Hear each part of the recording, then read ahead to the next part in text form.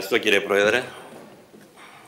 Κύριε Υπουργέ, σύμφωνα με το εισαγωγικό σημείωμα του σχεδίου νόμου, ο προϋπολογισμός για το επόμενο οικονομικό έτος πραγματοποιείται μέσα σε ένα περιβάλλον, κατά την άποψή σας, σταθεροποίηση των δημοσίων οικονομικών, μετά από μία μακροχρόνια ύφεση της οικονομίας. Να όμως που οι δανειστές έχουν αντίθετη άποψη και μάλιστα έχουν καταστήσει σαφές ότι η υπογραφή κειμένου με τις ελληνικές υποχρεώσεις είναι αναπόφευκτο ενδεχόμενο. Επομένως, έχουμε δύο επιλογές. Είτε να παρατείνεται το υφιστάμενο πρόγραμμα για ακόμα ένα χρόνο ή να δημιουργηθεί μια επιστοληπτική γραμμή ενισχυμένων όρων.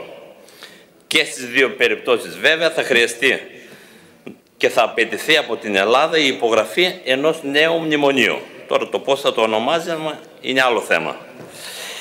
Πώς συνδυάζονται τα παραπάνω με τα όσα έχετε υποστηρίξει για σταθεροποίηση των δημοσίων οικονομικών της χώρας μας? Ο κρατικός προϋπολογισμός για το 2015 προβλέπει ένα πρωτογενές πλεόνασμα της τάξης του 3% του ΑΕΠ, ενώ για το 2014 προβλέπει ένα πλεόνασμα του 1,8%.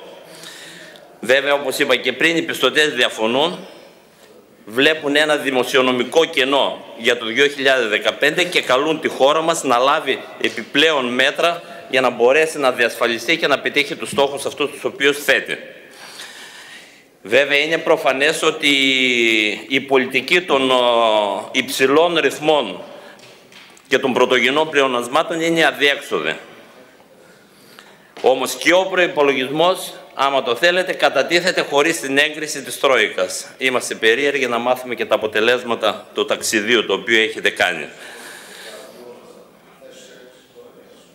Λοιπόν, οι δανειστές επιμένουν ότι το δημοσιονομικό κενό για το 2015 ξεπερνάει τα 2 δις και γι' αυτό σας ζητούν πρόσθετα μέτρα, δεν ξέρω αν τα έχετε έτοιμα, για να καλυφθεί η τρύπα. Διεθνείς οικονομικές εξελίξεις. Σύμφωνα με την έκθεση του προϋπολογισμού, η Ευρωζώνη θα επιστρέψει σε θετικούς ρυθμούς ανάπτυξης 0,8 και 1,3% για το 2014 και 2015 αντίστοιχα. Επισημαίνεται ωστόσο ότι η ανάπτυξη θα παραμείνει ανισοβαρής μεταξύ των κρατών μελών. Εκτιμάται ότι το έλλειμμα ως ποσοστό στην Ευρωζώνη θα διαμορφωθεί στο 2,5% το 2014, ενώ το χρέος ως ποσοστό του ΑΕΠ προβλέπεται να διαμορφωθεί στο 96%. Οι οικονομολόγοι όμως, οι οποίοι ασχολούνται ειδικά με τα θέματα της κρίσης, τι λένε? Ότι η κληρονομιά της λιτότητος θα είναι τα μη βιώσιμα χρέη. Τις ανησυχίες για το αδιέξοδο του προϋπολογισμού έρχονται να εντείνουν ακριβώς και οι διεθνείς οικονομικές εξελίξεις. Μέσα σε αυτή τη συγκυρία, εσείς πιστεύετε, έχετε την πεποίθηση ότι θα βγάζετε συνεχώς πρωτογενή πλεονάσματα. Πληθωρισμός και τιμές. Στην όλη αρνητική συγκυρία, ο πληθωρισμός συνεχίζει την καθοδική του πορεία από την αρχή του έτους και υποχωρεί συνεχώς, παραμένοντας ο υψηλότερος μεταξύ όλων των χωρών της Ευρωπαϊκής Ένωσης. Έχουμε δηλαδή πολύ έντονο το φαινόμενο του αποπληθωρισμού. Είναι μια κατάσταση στην οποία ο μέσος όρος των τιμών των προϊόντων και των υπηρεσιών πέφτουν. Το κύριο χαρακτηριστικό είναι ότι βάζει την οικονομία σε ένα φαύλο κύκλο.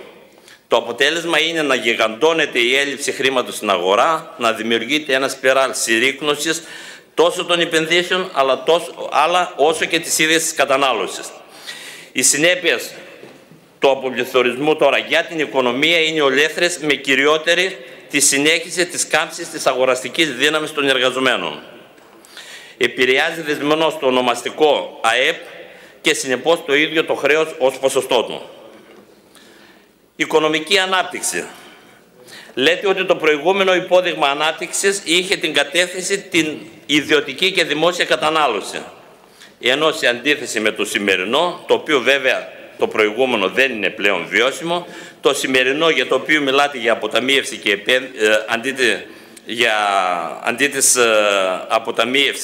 αντί της κατανάλωσης έχουμε αποταμίευση και επένδυση. Αλλά χρειάζεται όμως, για να επιτευχθεί αυτό, χρειάζεται μια δημοσιονομική πειθαρχία, αλλά χρειάζονται και διαρθρωτικές αλλαγές. Με λίγα λόγια, τι λέτε? Ότι καλώς είχαμε τα μνημόνια μέχρι τώρα, πρέπει να συνεχιστεί η εφαρμογή τους. Τα περιεξόδου από αυτά είναι προφανές ότι είναι καθαρά επικοινωνιακού χαρακτήρα. Ισχυρίζεστε ότι τα προβλήματα στην Ελλάδα πριν από την κρίση συνδυόταν με την παραγωγή και όχι με τη ζήτηση. Και άρα τώρα οι πολιτικές ζήτησες θα είναι αναποτελεσματικές. Και εμείς βέβαια πιστεύουμε ότι τα προβλήματα είναι διαρθρωτικά. Και γι' αυτό ας πούμε και το πρόγραμμα το οποίο έχουμε εξαγγείλει εστιάζεται ακριβώς στην παραγωγική ανασυγκρότηση της χώρας. Δεν είναι βέβαια δυνατόν να αδιαφορούμε στο θέμα της ζήτησης, ιδίως όταν τα στοιχεία δείχνουν τη μείωση του διαθέσιμου εισοδήματος κατά 25%, καθώς και μία ανεργία της τάξης του 25-27%. Έχετε δει εσείς πολλά μαγαζιά?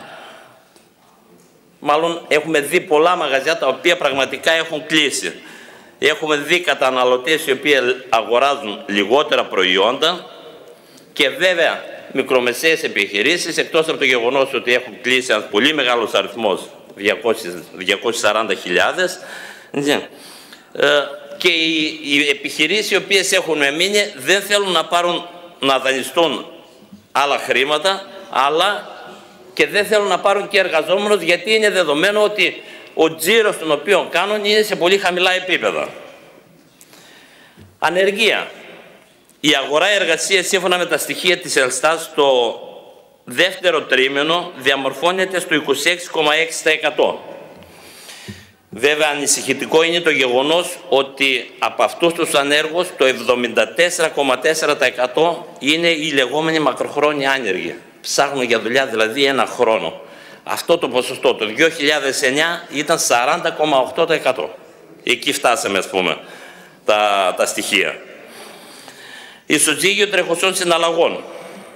Το οχτάμηνο Ιανουαρίου-Αυγούστου του 2014 το πλεόνασμα του ισοζυγίου ανήλθε στα 2,13 δις έναντι 1,4 δις το ίδιο διάστημα του 2013. Η βελτίωση βέβαια οφείλεται κυρίως στις καθαρές εισπράξεις από ταξιδιωτικές, μεταφορικές και λοιπές υπηρεσίες. Τα καλά νέα για την Ελλάδα οφείλονται σε μεγάλο βαθμό στον τουρισμό και στην άνοδο κατά 11,1% των ταξιδιωτικών δαπανών. Κανένα κράτος όμως, κύριε Υπουργέ, δεν μπορεί να σταθεί στα πόδια του εάν δεν ανακάμψει η παραγωγή και οι εξαγωγές. Το εμπορικό έλλειμμα το πρώτο οχτάμηνο του 2014 είναι μεγαλύτερο κατά 922 εκατομμύρια ευρώ σε σχέση με το αντίστοιχο διάστημα του 2013. Η Ελλάδα σήμερα διαθέτει το τέταρτο μεγαλύτερο έλλειμμα εμπορικού ισοζυγίου στην Ευρωπαϊκή Ένωση. Με ακόμα πιο απλά λόγια, έχουμε 5 χρόνια μετά την κρίση και η Ελλάδα συνεχίζει να παράγει πολύ λιγότερα προϊόντα από όσα καταναλώνει. Και βέβαια δεν διαφαίνεται και κάποια προοπτική σε αυτόν τον τομέα. Νέα αύξηση των εισαγωγών και περαιτέρω πτώση των ελληνικών εξαγωγών σημειώθηκε το Σεπτέμβρη φέτος, σύμφωνα πάντα με τα στοιχεία της Ελστάτ. Κύριος λόγος της μείωσης της εξαγωγικής δραστηριότητας αγαθών, σύμφωνα με το ΣΕΒΕ, είναι η έλλειψη ρευστότητας κεφαλαίων, αλλά και το υψηλό κόστος χρήματος. Να πούμε για τη ρευστότητα ότι φτάσαμε στο σημείο να κινδυνεύουν να χαθούν κεφάλαια 1 δις από το ΕΣΠΑ λόγω της αδυναμίας ή απροθυμίας των τραπεζών να παράσχουν ρευστότητα στις επιχειρήσεις με τη μορφή δανείου για τη χρηματοδότηση των επενδύσεων. Ληξιπρόθεσμες υποχρεώσεις του δημοσίου. Άλλη μία παράμετρος η οποία στερεί ρευστότητα από τις επιχειρήσεις είναι και το γεγονός ότι το ίδιο το κράτος αρνείται κυριολεκτικά να εξοφλήσει τις ίδιες τις υποχρεώσεις του. Το Υπουργείο Οικονομικών έχει παγώσει τις επιστροφές φόρου παρά το γεγονός ότι οι αιτήσεις επιστροφής φόρων έχουν υποβληθεί από 1η Ιανουαρίου του 2013 και μετά προβλέπεται έντοκη καταβολή εφόσον ο φόρος επιστραφεί με καθυστέρηση άνω των 90 ημερών. Ολοένα και περισσότεροι ιδιώτες και επιχειρήσεις διαμαρτύρονται διότι δεν τους έχει επιστραφεί ο φόρος που τους αναλογεί. Σύμφωνα βέβαια με καταγγελίες και της Ομοσπονδίας Εφοριακών, οι επιστροφές φόρων έχουν γίνει με εντολή άνωθεν.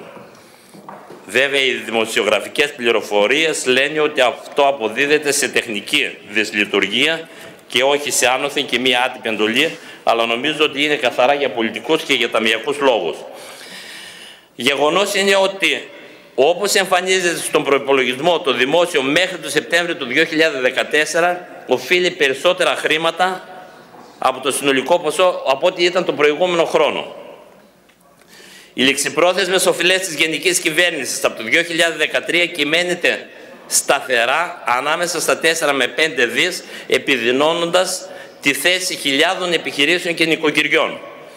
Παρά το γεγονός ότι προβλέπεται υποχρεωτική πληρωμή από τους φορείς του δημοσίου εντός συγκεκριμένης προθεσμίας, όπως είπα, για την παραλαβή του παραστατικού πληρωμής, έχουμε και καταγγελίες. Οι ίδιοι οι φαρμακοποιοί λένε ότι από το 2011 και μετά πρώτα πληρώνουν το ΦΠΑ, πρώτα πληρώνουν το φόρο εισοδήματος και εκ των υστέρων έρχονται να πάρουν αυτά τα οποία τους χρωστάει το ίδιο το κράτος.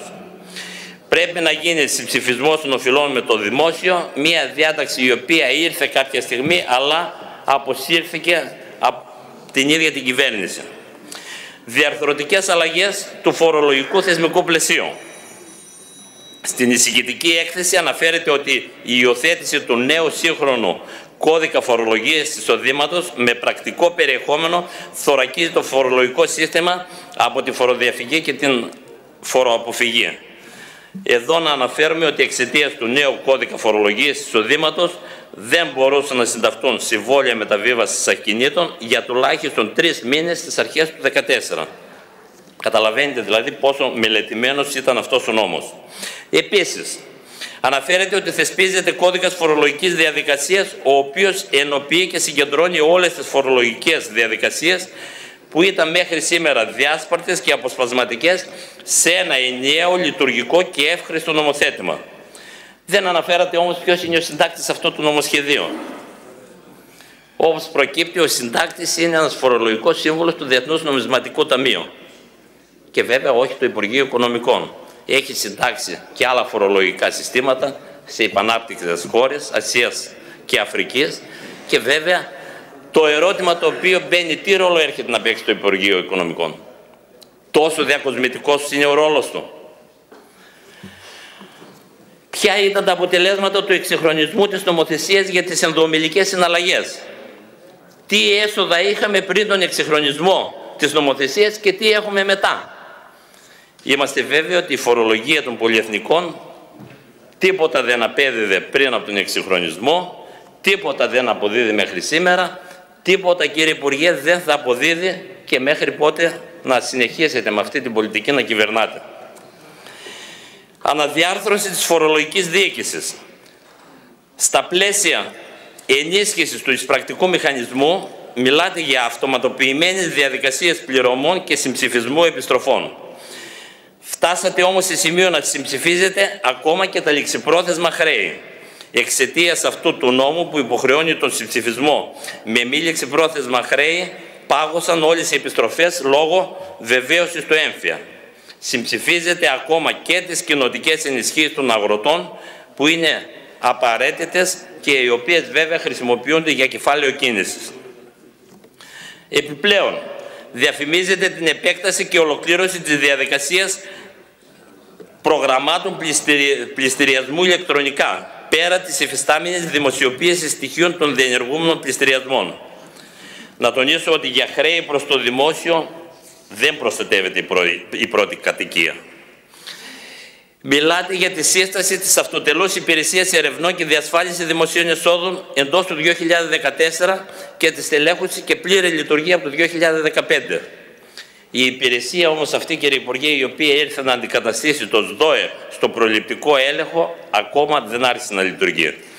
Από 1η Ενδεκάτου του 2013 δεν υπάρχει οργανωμένη υπηρεσία στο Υπουργείο η οποία να κάνει προληπτικούς ελέγχους.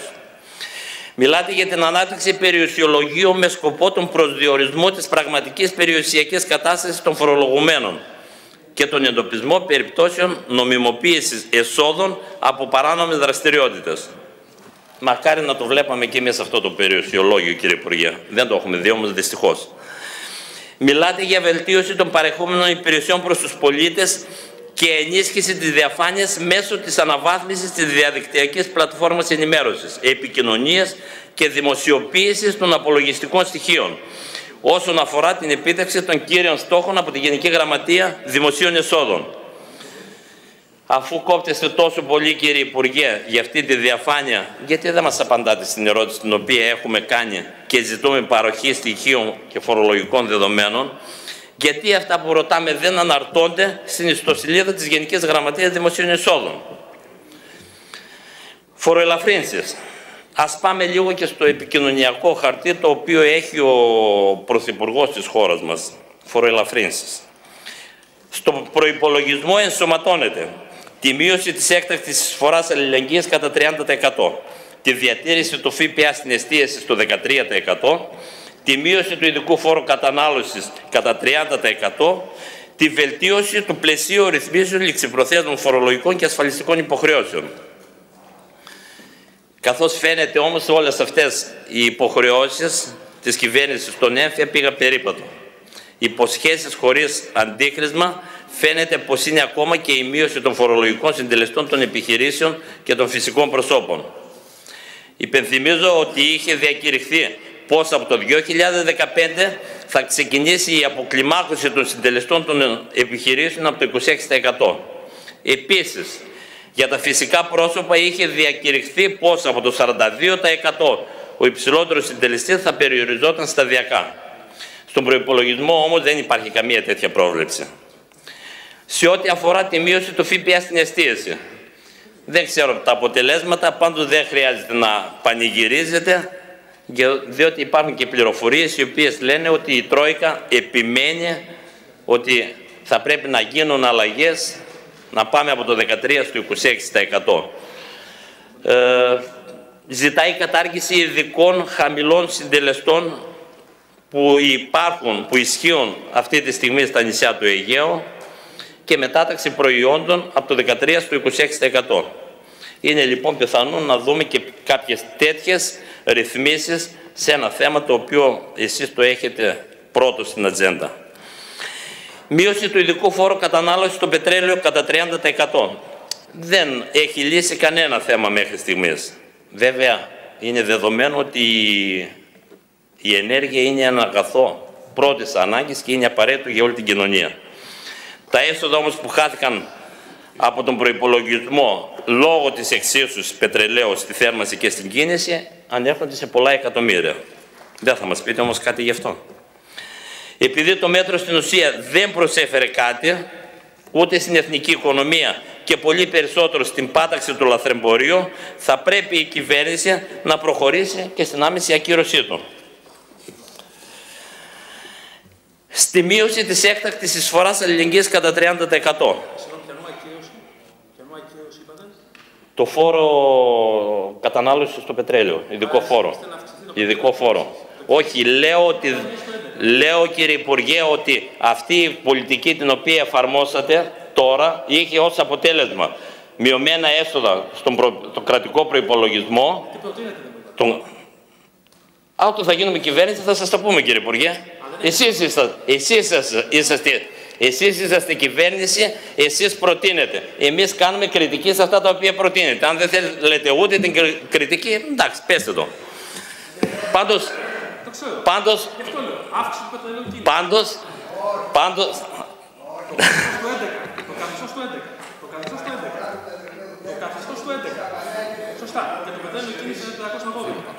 παρακαλώ να συνεχίσουμε, παρακαλώ κύριε Υπουργέ. Ναι. Λοιπόν, σύμφωνα με το άρθρο 29 του νόμου 3986 του 2011, επιβάλλεται ειδική εισφορά αλληλεγγύης στα εισοδήματα που προέκυψαν κατά τη διαχειριστική χρήση 10 έως 14 και τα οποία βέβαια δηλώνονται τα οικονομικά έτη 11 έως 15. Επομένως και το 15 θα έχουμε. Εγώ πιστεύω ότι είναι ένα νέο μέτρο κύριε Υπουργέ. Άμεση φόρη. Η άμεση φορολογία το 2014 σε σχέση με το 2013 προβλέπει αύξηση των εισόδων κατά 6,7. Πού οφείλεται? Στη φορολογική μεταρρύθμιση της κυβέρνησης που λέει, στις νέες κλίμακες, στη φορολογία από το πρώτο ευρώ κλπ.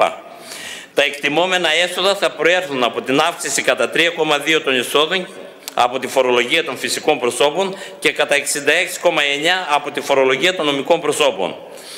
Αύξηση που οφείλεται κυρίως στη δραματική αύξηση της φορολογίας στις προσωπικές εταιρείες. Γι' αυτό ο ΕΚΕ, γι' αυτό και έχουν κλείσει περισσότερες. Η φόρη περιουσία του 2014, κύριε Πρόεδρε, νομίζω ότι θα χρειαστώ λίγο χρόνο. Η φόρη περιουσίας του 2014 θα είναι υψηλότερη από το 2013 κατά ποσοστό 14,7%. Γεγονός που διαψεύδει την κυβέρνηση ότι με τον έμφυα θα πληρώναμε λιγότερα. Το 2015 προβλέπεται αύξηση των έμεσων φόρων κατά 2,3% και σε απόλυτα νούμερα κατά 484 εκατομμύρια ευρώ. Η αύξηση αυτή, σε σχέση με το 2014, θα προέλθει από την αύξηση κατά 6,3% των εσόδων από τη φορολογία στα φυσικά πρόσωπα, ενώ τα έσοδα από τη φορολογία των νομικών προσώπων προβλέπονται μειωμένα. Δηλαδή, το κυβερνητικό επιτελείο, παρά το γεγονός ότι βλέπει ανάπτυξη, προβλέπει μειωμένη κερδοφορία στις επιχειρήσεις για το 2015. Παρά το γεγονός ότι το Συμβούλιο της Επικρατείας έδωσε εξάμηνο περιθώριο για την αλλαγή των αντικειμενικών αξιών, οι φόροι στην περιουσία του 2015 προβλέπονται υψηλότεροι κατά 2,3%. Από τα παραπάνω συνεπάγεται ότι θα έχουμε μια κλιμάκωση της φορολογικής επιβάρυνσης, διότι δεν είναι δυνατόν να είναι αυξημένοι οι φόροι μόνο λόγω της ανάπτυξης, ιδίως στην περιουσία. Έμεση φόροι. Οι έμεσοι φόροι προβλέπεται να αυξηθούν σημαντικά το 2015 σε ποσοστό 3,8%. Ο λόγος βέβαια των άμεσων και των έμεσων φόρων αυξήθηκε οριακά το 2015. Στη σχέση αυτή δεν λαμβάνεται υπόψη ο αποκλεισμός των φτωχών οικοκυριών από κοινωνικά αγαθά και η επίπτωση από την αύξηση του ειδικού φόρου κατανάλωσης κατά 450%. που οδήγησε στη συνολική μείωση της κατανάλωσης το 2013 κατά 60%. Από το 2008 έως το 2011 οι συντελεστές όλων των έμεσων φόρων αυξάνονται συνεχώς. Ως αποτέλεσμα αυξήθηκε το ποσοστό της καταναλωτικής δαπάνης των οικοκυριών που απορροφούν οι έμεσοι φόροι κατά 33%. Με βάση μελέτη το Γραφείο Προϋπολογισμού της Βουλής σχετικά με την κατανομή των βαρών, η έλλειψη προοδευτικότητας των συντελεστών φορολογίας εισοδήματος, η αύξηση των συντελεστών του φόρου προστιθέμενης αξίας, η αύξηση των ειδικών φόρων κατανάλωσης στα καύσιμα, τα ποτά, τα τσιγάρα και οι φόροι στα ακίνητα οδήγησαν στο να μειωθεί δυσανάλογα η πραγματική αγοραστική δύναμη των φτωχότερων νοικοκυριών. Θέλετε να δούμε τι έχουμε? Σε σχέση με τον πληθωρισμό για τους φτωχούς αυξήθηκε 0,3%, ενώ ο πληθωρισμός για τα πλουσιότερα νοικοκυριά μειώθηκε στο -1,2%. Η αύξηση των χαμηλών συντελεστών που ισχύουν για είδη πρώτης ανάγκης, καθώς και των συντελεστών για τα νησιά που ζητάει η Τρόικα, θα είναι κυριολεκτικά έγκλημα.